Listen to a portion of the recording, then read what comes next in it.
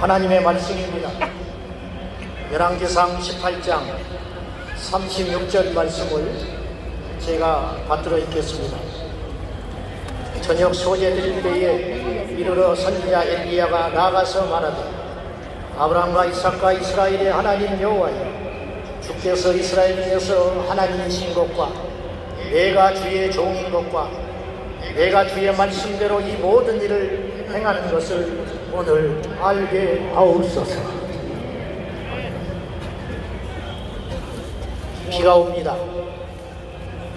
하나님의 눈물처럼 여겨지는 것은 저만의 느낌은 아닐 것입니다. 여러분, 안녕들 하십니까? 언뜻 들으면 그렇다고 대답하겠지만 잠시만 깊이 생각하면 결코 이 세상이 안녕하지 않다는 것을 느낄 수가 있으실 것입니다.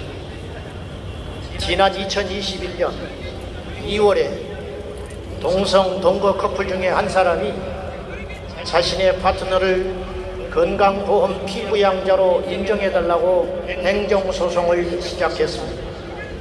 1심에서 패소했습니다. 그런데 2심에서 그들이 이겼습니다. 마침내 대법원에 가서 어이없게도 9대4로 그들이 이겨버리고 말았습니다.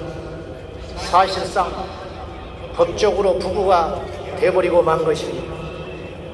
행정소송한 지 3년 5개월 만에 이런 일이 생겨버리고 말았습니다. 그 뒤로 기다렸다는 듯이 지난 10월 11일 11쌍의 동거 커플이 서울가정법원에 소송을 시작했습니다. 이런 일들을 저희가 우려스럽게 바라봐야 하는 이유는 미국이 사법부가 뚫린 후에 정확히 2년 후에 동성결혼 합법화가 이루어졌습니다. 앞으로 소송하고 2년 3년이 걸릴 것인데 그 결과와 판도에 따라서 그리고 그 전에 입법부에서 어떤 일을 자행할지는 누구도 장담할 수 없습니다. 그래서 오늘 우리가 여기에 모인 것입니다. 포괄적 차별금지법과 동성결혼 합법화가 이미 제정된 미국이나 서구 국가에서는 기독교 신앙의 자유가 억압당하고 미국 감리교 목사인 강현중 목사님은 17년 동안 목회하던 교회에서 동성애를 반대했다는 이유 하나만으로 해임당하는 일이 있었습니다. 캘리포니아 한 어머니는 자신의 딸이 성전환을 하려는 것을 반대했다는 이유로 친권을 박탈당하고 딸은 위탁시설에 격리되는 일이 발생하고 있습니다. 이런 이야기를 하려면 끝도 없습니다. 가짜뉴스처럼 들리십니까? 검색만 하면 이런 일들이 줄줄이 올라옵니다. 여러분, 이래도 안녕하십니까? 내 자식이 아니고 내 형제가 아니고 나와 상관없으니, 그리고 어차피 시대적 대세이니 이대로 침묵하고 있어야 하겠습니까? 댐이 터지기 직전인데 댐 아래에서 고기나 한가롭게 잡고 있다면 어리석은 소리 들을 것입니다. 왜 이런 세상이 되어갑니까? 그것은 과거 엘리야 시대처럼 하나님의 말씀을 버리고 우상을 따랐기 때문인 것입니다. 먼저 하나님의 말씀을 마땅히 지켜야 할 우리들을 돌아봐야 하겠습니다. 제 자신부터 하나님의 말씀을 떠났는지, 아니면 하나님의 말씀과 세상을 양다리 걸친 신앙인은 아닌지 오늘 우리가 깊이 성찰해야 되겠습니다. 우리가 세상을 꾸짖기 전에, 동성애자를 죄라고 말하기 전에 엘리야가 갈멜산에 올라 무너진 하나님의 제단을 먼저 수축하고 기도했듯이 오늘 우리의 예배 삶을 돌아보며 우리의 생활들을 돌아보면서 하나님 앞에 깊이 회개하고 하나님 애통의 눈물을 흘리는 오늘 이 시간 저와 여러분 되기를 예수님의 이름으로 축원합니다.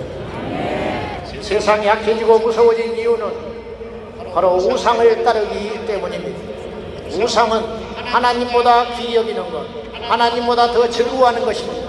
단언코 제가 말하는 건데 이 시대는 하나님보다 쾌락을 더 사랑합니다. 그리고 말할 것 없이 그 쾌락의 중심에는 동성애를 비롯한 성적 일탈들이 있습니다.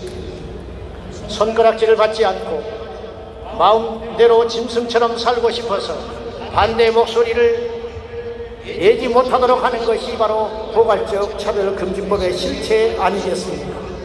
그 법을 제정시킨 서구의 나라들을 보십시오. 대다수의 사람들은 혐오와 차별 인권이라는 미명 아래 자신들의 표현의 자유를 억압당하고 있습니다. 오늘 우리는 그런 위기 상황 속에 엘리야처럼 이곳에 모여야 했습니다. 거대한 권력 집단 이세벨의 비호 속에 온 이스라엘을 미혹하는 바알과 아세라 선지자 850명과 맞서기 위해서 오늘 우리가 이 자리에 있는 것입니다. 오늘 우리의 모임을 세상은 비웃고 있을 것입니다.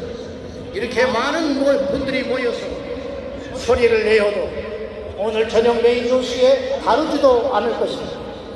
다룬다 할지라도 보수 기독교 단체가 모여서 일부 모여서 시내에서 한복판에 집회를 함으로 교통체증으로 고통을 겪었다는 소리만 하게 될 것입니다. 만약에 100만 명이 동성애를 지지하는 사람들이 모였다면 메인 뉴스로 도배를 하게 될 것이고 전 세계 외신들이 주목하게 될 것입니다. 우리는 포괄적 차별금지법이 통과되지 않았음에도 불구하고 엄연히 차별을 받고 있는 지경에 있는 것입니다. 여러분, 무엇이 두렵습니까? 평판이 두렵습니까? 언론의 보도가 두렵습니까? 세상이 조롱하는 것이 두렵습니까? 음행과 일탈을 일삼는 자들도 당당하게 자신의 논리들을 주장하고 있는 이때에 우리가 무엇이 두렵습니까? 우리는 죄가 무섭고 하나님이 두려운 것이지 무엇이 무섭다는 말입니까? 엘리야는 혼자가 아니었습니다. 하나님이 함께 하셨고 바알에게 무릎 꿇지 않은 7천의 용사가 숨어져 있었듯이 여러분, 오늘 여기 모인 우리만 이곳에 있는 것이 아니에요. 하나님이 함께 하시고 여기 오지 못하지만 기도하고 응원하는 700만의 성도가 있습니다.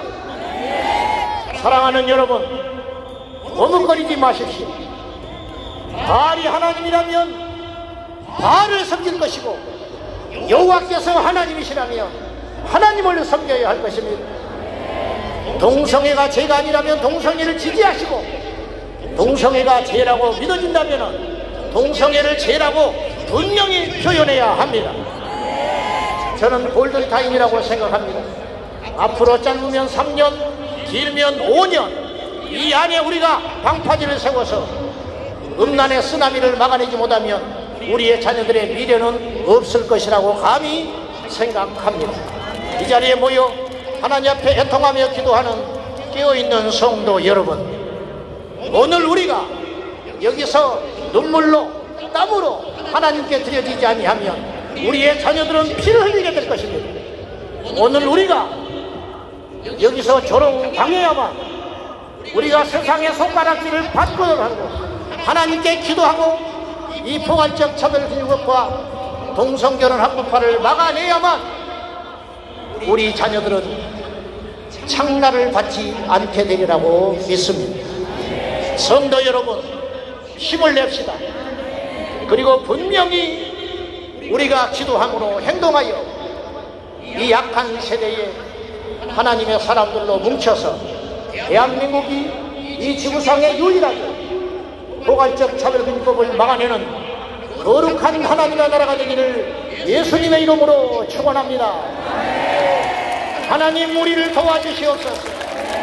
하나님, 우리가 회개합니다. 하나님 아버지, 불을 내려 주시옵소서. 하나님, 하늘의 문을 열어 주시옵소서. 예수님의 이름으로 기도하옵나이다.